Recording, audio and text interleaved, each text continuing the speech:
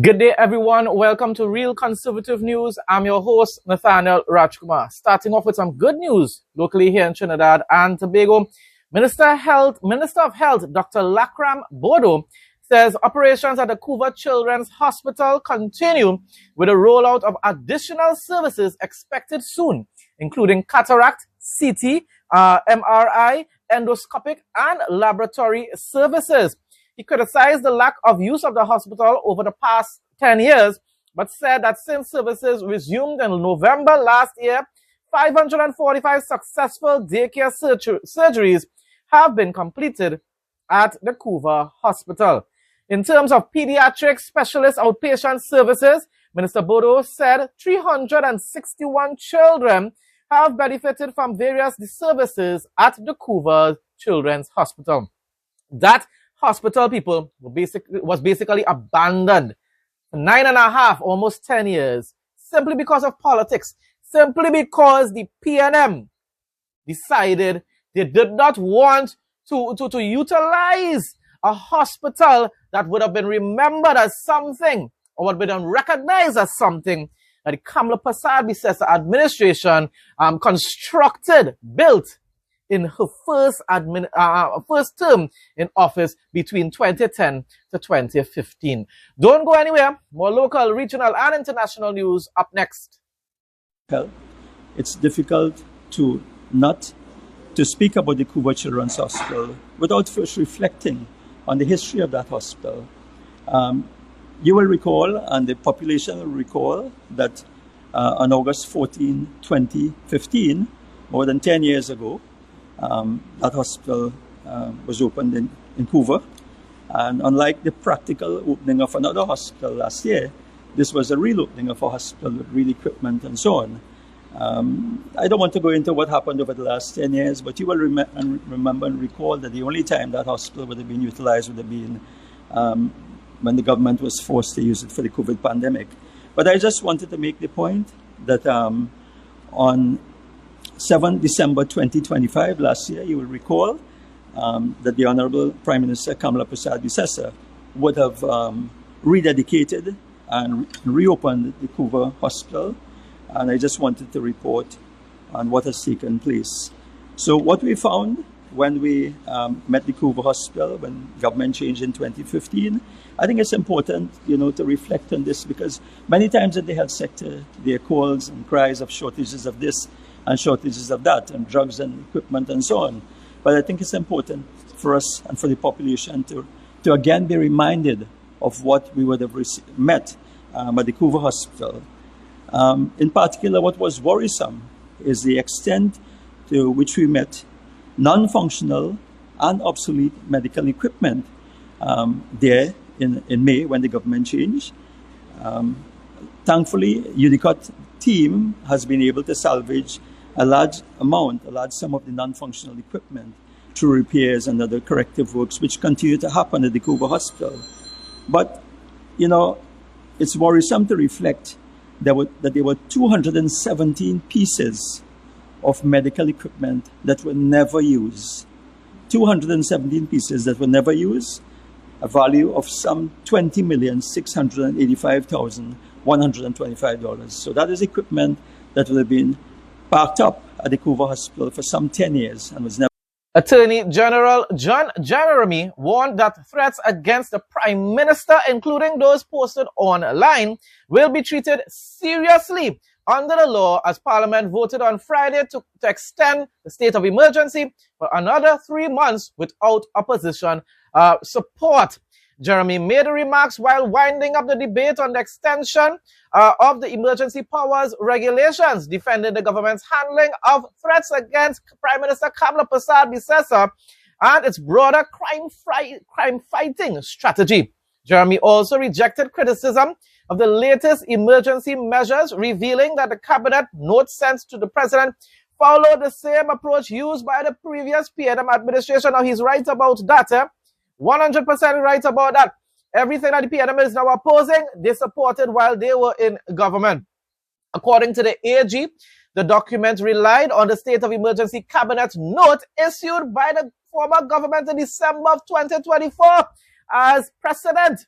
He further argued that existing gang legislation is not strong enough to deal with the organized crime. My response, my dear PNM patriots, if threats are made against any member of society, including individuals who belong to the UNC or your Red Party, and we are talking about also the Prime Minister Kamla Persad-Bissessor, or even the retired Prime Minister Keith Rowley, if threats are made against anyone, including these individuals, it must be taken seriously. That is not anything to joke about. That is nothing to go online and say, I was just making a joke. No, those are not jokes to be made, people. It will end up resulting in you going behind bars. It is wrong, and you need to refrain from doing it. The AG's statement should therefore be supported by all citizens of this country, including the Akash, Samaru, leftist, jihadist, communist, tribal media. Now, having said that, I continue to oppose the using or the imposing of an SOE in order to fight crime. I don't agree with it, people. I do not believe that you can use an SOE to be able to address an issue which is a long-term issue like crime. You cannot continue to do that. So let us just hope and pray that the Attorney General is going to find a way to be able to get rid of all these loopholes that he is talking about in the anti-gang legislation and so forth, so that we can stop and probably at some point in time be able to negotiate properly with the opposition and the independent senators to pass the ZOSO law. Because at this point in time, I also oppose the ZOSO law, because you cannot give police officers that are rogue this type of extreme amount of powers. You have to ensure that they're all mandated to wear body cameras before you can be able to pass a law like this. You also have to ensure that certain policies are put in place to mandate that police officers abide by certain laws and understand that they are not above the law, that they cannot be going outside there and just abusing citizens.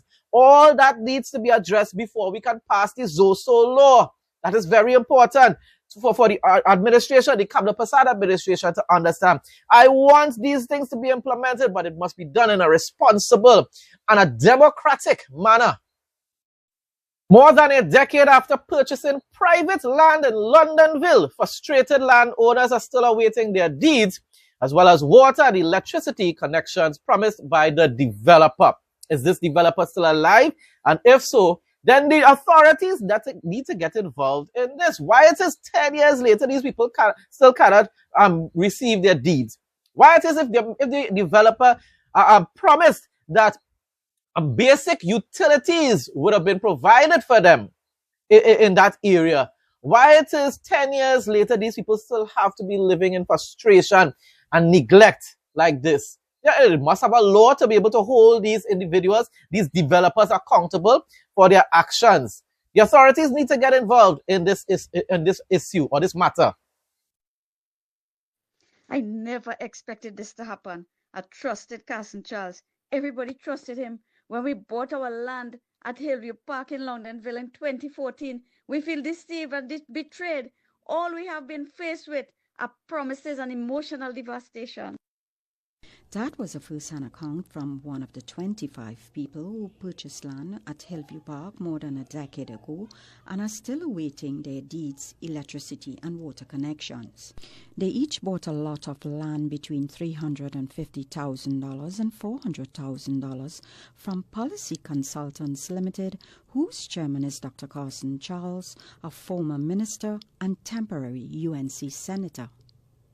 In 2024, buyers from 3 other areas, Roselac, Santa Cruz and Claxton Bay, had also complained that after purchasing land from Charles, they could not get their deeds and utility connections. Many of the purchasers were retirees. What should have been a joyful chapter in their lives turned into a nightmare of broken promises and emotional turmoil when they discovered that Charles's company did not have the requisite approvals for the site. The arrangement was within 1 year.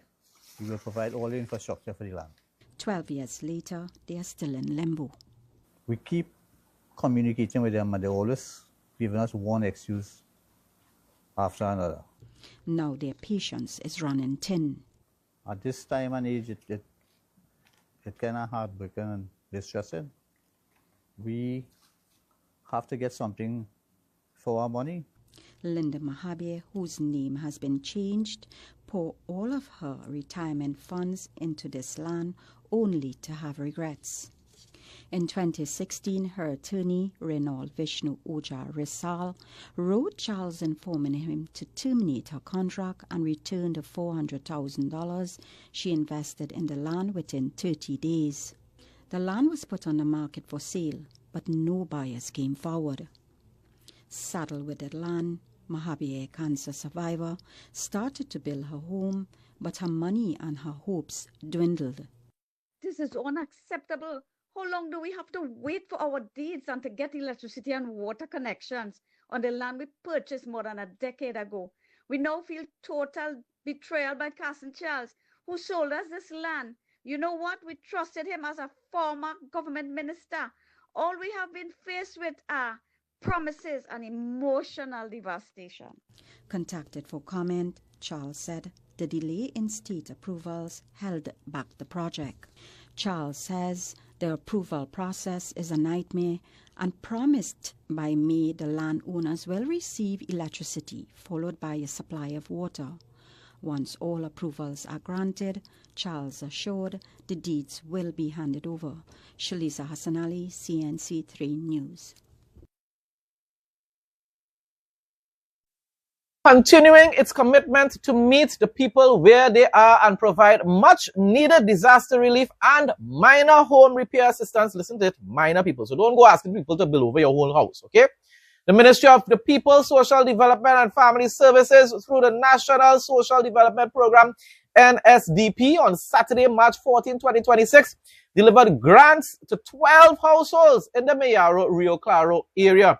Something that was only done by the People's National Movement when it's close to elections. You didn't hear about anything really taking place under the PNM, except for when it's close to elections, you know, for the past 9.5, 10 years. These grants will be directly and will directly benefit 47 household members with a combined value of $173,123. And people, this is the difference between the United National Congress and the PNM. As much as I oppose the imposing of these new fines and fees and taxes and duties, I've said it from the very beginning, I knew very well that they were going to use these extra funds, revenue, in order to serve the people of Trinidad and Tobago. I'm just hoping that they will find different ways to be able to generate revenue. And in time to come, hopefully, Prime Minister Kamala Persaud-Sesay will announce that she's going to remove these fines and fees and taxes and duties. Reduce it to where it should be lower than what it was under the PNM. Regional news up next. For Monday, March 16, 2026, the weather in Trinidad and Tobago is forecast to be mostly sunny and hot, though interrupted by occasional cloudy spells and passing showers. A new batch of Saharan dust is expected to arrive, which may increase discomfort levels and affect air quality. Conditions: partly sunny or cloudy with passing showers. Temperature: highs will reach approximately 29 degrees Celsius 84 degrees Fahrenheit, with evening lows around 23 degrees Celsius 74 degrees Fahrenheit. Precipitation: there is a 35% to 57% chance of rain, primarily occurring as scattered showers in the morning hours. Wind: expect moderate to fresh breezes from the east at speeds of 13 to 18 miles per hour. Sun and UV: the UV index is high 9, so protection is recommended if you are outdoors during the day. Marine conditions: sea conditions are expected to be moderate to rough, particularly in open waters. Open waters: wave heights near 2.5 meters to 3.0 meters. Sheltered areas: wave heights up to 1.0 meters, occasionally choppy. Several food items exported to the U.S. market from Jamaica have remained scarce since Hurricane Melissa. That's to tell you the extent of damage that took place on that island. Leaving restaurant operators and other consumers in the diaspora and beyond facing higher prices and potentially impacting business operations. Because remember, in America especially, you can't just go raising the price of food like how you can do here in the Caribbean, like in Trinidad, and saying, raise our roti price from $20 to $30. You can't really do it in America. They will say, nope, I'm not buying that. So anyhow, impacting business operations as well as connection to the traditional tastes and dishes from the island. Along the items in short supply are ackee, callaloo, Jamaican green bananas, Scotch bonnet peppers, and pepper and yams. Importers of the produce told the Sunday Gleaner, that's the Jamaica Gleaner, that the shortage stems from Hurricane Melissa, which struck southwestern parishes in the island, devastating the food basket region. Now, we here in Trinidad and Tobago call callaloo a dish after use dashing bush with okra and pumpkin and stuff like that to cook it. From what I have seen in videos from Jamaica, when I watch them online on YouTube, callaloo, I think, is spinach, is what they call spinach there on that island. Correct me if I'm wrong, but that is what from what I remember, sitting in the videos on YouTube, when you see the plants that they were looking at and calling it callaloo, I think it's spinach. Major infrastructural work are progressing at the commercial zone within the Wales housing development on the west bank of Demerara, with government officials expressing satisfaction with the pace of development despite early challenges. Minister of Housing Colin Crowell, along with Minister within the Ministry Vanessa Ben, on Friday conducted a site visit to the area to assess the ongoing works and engage contractors involved in the project. That's how they do it in Guyana. They keep they go and continue to supervise and ensure that the contractors are doing the job the way they're supposed to. That's just saying, now they are going to pay X amount of hundreds of millions of dollars and then leave it up to you, and we ain't coming to see it until after it's done. Until people started complaining it's finished yet months and years later. According to a release from Central Housing and Planning Authority, 9 contractors are executing infrastructural works valued at approximately $4.9 billion as part of the development of the commercial zone, which spans more than 400 acres. The area is being designed to accommodate key facilities, including a truck park and a dedicated auto zone, creating a structured environment for heavy-duty machinery and related commercial activities within the rapidly expanding housing development. People are going to be owning their own homes, hopefully at an affordable price. Also, a lot of individuals will be receiving employment. Minister Crowell noted that although the project experienced initial delays due to access challenges, the overall progress of works has been encouraging. Second term under the Irfan Ali administration, and progress continues to take place at an exponential rate there in Guyana. Minister of Energy Kerry Simmons in Barbados on March 6 announced a sweeping $81 million plan to strengthen economic resilience as the ongoing war in the Middle East continues to affect global energy prices while boosting various industries. Simmons highlighted the development as he sought parliamentary approval for an allocation of $81,121,253 for the Ministry of Energy, Business Development and Commerce. As I keep saying over and over again, as much as I have concerns about how Prime Minister Mia Mottley tends to be leaning on the leftist side of politics and also appears to promote globalism, seems as though she really does seek the needs of her citizens to a very significant extent, and maybe that's why they continue to vote for her and basically give her all the seats in Parliament as well. To have a balance of democracy, usually you do need an opposition, though. Although I was hoping, honestly, to be honest, I was hoping that the UNC would have won all the seats in Parliament here in Trinidad as well. But nevertheless, yes, to an extent, Mia Mottley appears to be a reasonably good Prime Minister, you know. Correct me if I'm wrong, people from Barbados, if you're looking on, and you can comment and let me know if I'm wrong, or tell me, of course, that I'm correct.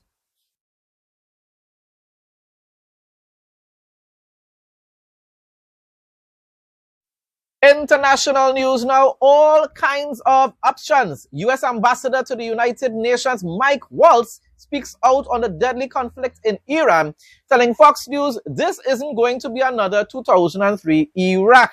Waltz added that the president's goal to thwart Iran's nuclear capabilities is a key campaign point he made during each of his 3 campaigns, and a promise he plans to deliver on for all Americans. I am very happy that President Trump decided to keep his promise, yes, to the Americans, to keep them safe and secure, and also continue to be an ally to God's chosen people in Israel. They don't have to be perfect to be God's chosen people. We are born again Christians and we are not perfect either. But yet we are always talking about the Israelis. But that's a whole different discussion. I am thankful that President Trump decided to make the right choice and finish the job in Iran. Even though the European nations are just saying, you know what, we are staying out of this. Their lives and their people's lives are in danger as well because of Iran, you know. But they don't want to get involved. That's what they call spiritual blindness, people. In a time where the Bible says that evil will be considered good and good will be considered evil. Terrorism and communism nowadays, radical jihadist type of concepts are considered good.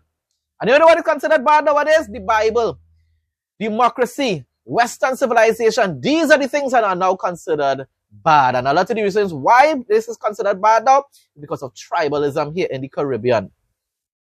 Over 200 targets across western and central Iran were struck over the past day. The IDF continues as the Israeli Defense Force continues to degrade the ballistic missiles array and the defense systems of the Iranian terror regime in western and central Iran. Over the past day, the IDF struck more than 200 targets belonging to the Iranian regime. Among the targets were command centers in which regime operatives were active, defense systems, and weapon storage and production sites. Now, as the president and even the prime minister of Israel continues to say, they are not, what they're doing here is not really promising. They're not promising regime change, you know, but they are going to disable the Ayatollah regime from being able to attack their neighboring Arab countries and definitely Israel and America. That's what they're going to prevent. And they're going to make it easier for the Iranian people to take back their country. Is Bibi dead?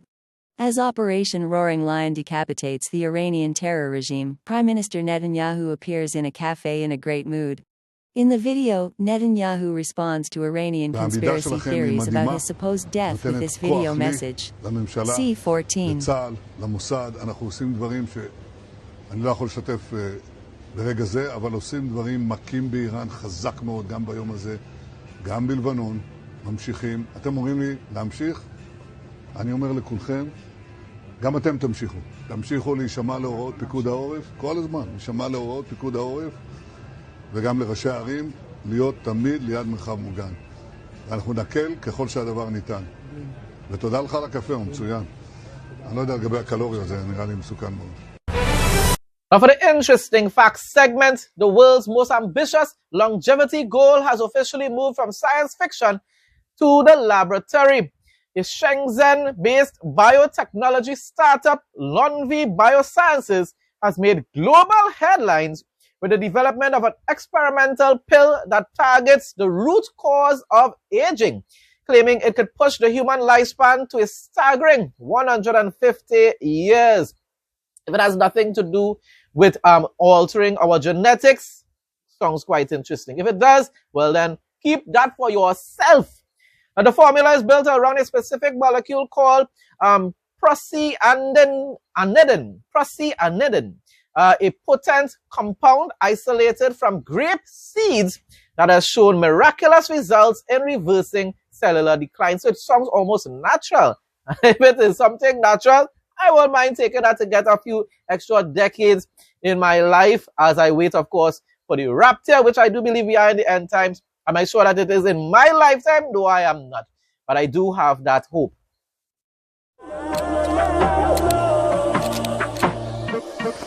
Welcome to Real Conservative News Travel Adventures. Huangshan City, located in southern Anhui Province, is a premier tourist destination renowned for the breathtaking Huangshan Mountain, Yellow Mountain, and well-preserved ancient villages like Shidi and Hongkong, both UNESCO World Heritage Sites. Known for dramatic peaks, sea of clouds, pine trees, and Huizhou-style culture, the area offers unparalleled scenic beauty and deep historical charm. Key attractions and experiences. Mount Huangshan Scenic Area, famous for its four wonders, unique pine trees, bizarre rocks, seas of clouds, and hot springs. This is a must-see for hikers and photographers. Ancient villages, Shidi and Hongkong. These villages showcase traditional Huizhou architecture, featuring white walls, black tiled roofs, and exquisite wood carvings, offering a glimpse into ancient life.